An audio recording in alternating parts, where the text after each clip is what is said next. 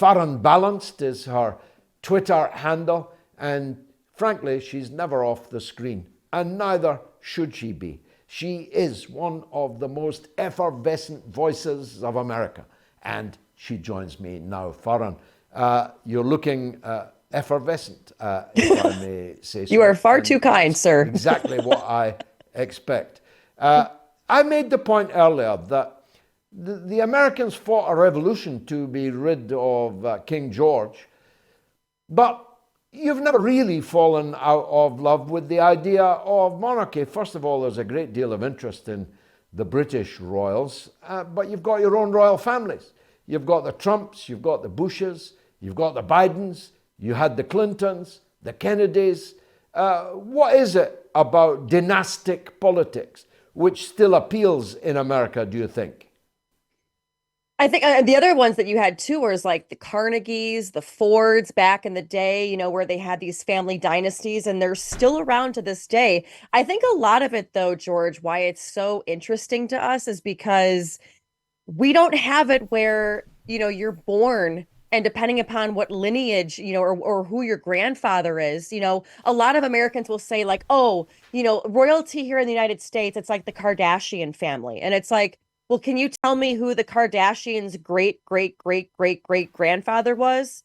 No, you can't. So it's like this idea of having this long lineage of royalty is just so foreign to us. But the other thing that we do have as Americans too is we have the whole Meghan Markle debacle with Prince Harry. Her obviously being an American, a lot of Americans look at this as, the drama that's unfolding around the palace and what's going on around the bell tower of who's saying what when it comes to Meghan. We saw yesterday Prince Harry was able to wear his military uniform when up to that point Americans were like, yeah, he's with Meghan Markle here, he shouldn't be allowed to wear it, versus the others saying no, he honorably served, he should be allowed to wear it. So a lot of it is Americans love drama.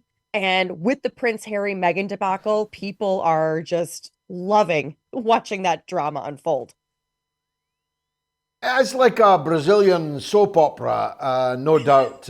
Where do people stand on Meghan Markle in the US? Most people in Britain are strongly against her. Some of them because she's a shade at least of black, but others because of her personal conduct and background and the way she treated her own father and so on. But she's pretty unpopular here, at least in the public prints. I don't know what the public thinks. I'm not all that interested. It's interesting, George, because if you were to take Meghan Markle, let's say, and put her up, like, for example, like in the White House or in like, if you're going to compare it to the monarchy to being in the United States, she would be what we would call like a whistleblower. She would be rejoiced. People would love her for saying, good for you. You're calling out racism. You're calling out all this stuff. But when it comes to the monarchy, people are like, how dare you? You should not be doing this. And I think a lot of Americans look at her as drama, as a narcissist, as somebody who is completely out for themselves. And you do kind of see it a little bit as well with Harry, with him wanting to step back and then coming to the United States. And they said that they wanted a private life, yet now everything that they do is in the public eye, especially, doing interviews with Oprah and now with Meghan Markle's new podcast, talking about all this horribleness that she had to deal with in the royal family. And it's like, you do realize like your only job was to just get up, look pretty, and like go to royal events and just kind of stand there, right? Like, and then the whole thing was is that she wanted to shake up the monarchy. And it's like, okay, so you got them to not wear nylons anymore. Like, it's just Americans look at her as just kind of like a little selfish prima donna, to be honest. Well, I could see what they are saying when they say that. The problem with what she has alleged is that there's very little evidence of what she claimed. The one piece of evidence of an allegation that she made was that someone in the royal family asked what their children would look like. But as you know, Farron, I have 5 mixed race children. And I can assure you that everybody in my family and their mother's family all asked, what are our children going to look like? It is not ipso facto racist to wonder what the children of a mixed race couple are going to look like. Hmm. And not even that. I mean, my mother's Italian and Irish. My father is Polish and Russian. My own family, white and white. They were like, I wonder what they're going to look like. Will they look like more of her mother or her father? I mean, I feel like it's just kind of a common question that people are going to ask. But again, the fact that this was totally blasted via this Oprah interview when she said it, and not to mention too, now Oprah's getting backlash for it, and she's trying to back away from the Harkles, as they call them. So you just see a lot of it is, the way that, like, I guess the Gen Z generation would say is they're just looking for content. They're just looking for content that they can market themselves off of and that they can make money off of. And that was frankly one way to do it. Just call the royal family racist, because frankly, I feel like that's what everybody's calling everybody these days. Well, yes, and not just in the royal family. That's undoubtedly true. On more serious matters, Farhan. Joe Biden is here. He drove his beast, as they call it, through the streets of Tottenham in North London today. He was lucky to escape with his life, and I'm only talking about the gangs with machetes. He had a cavalcade of dozens of armored vehicles.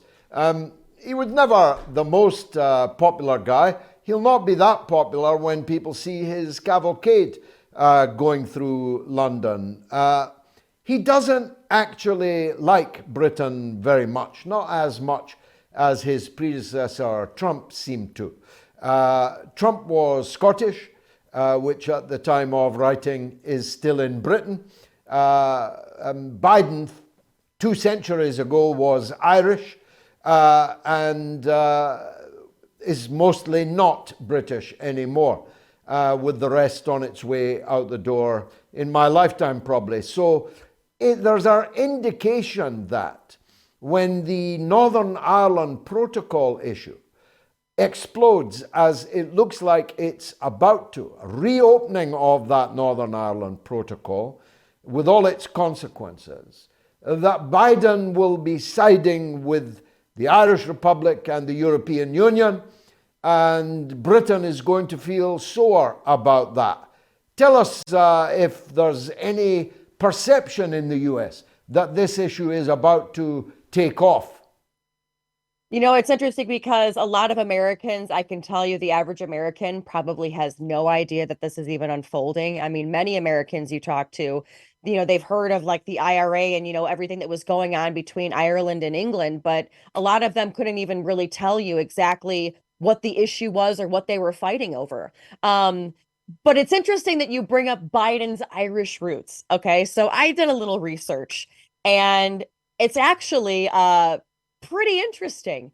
President Joe Biden, actually, his roots trace back to England.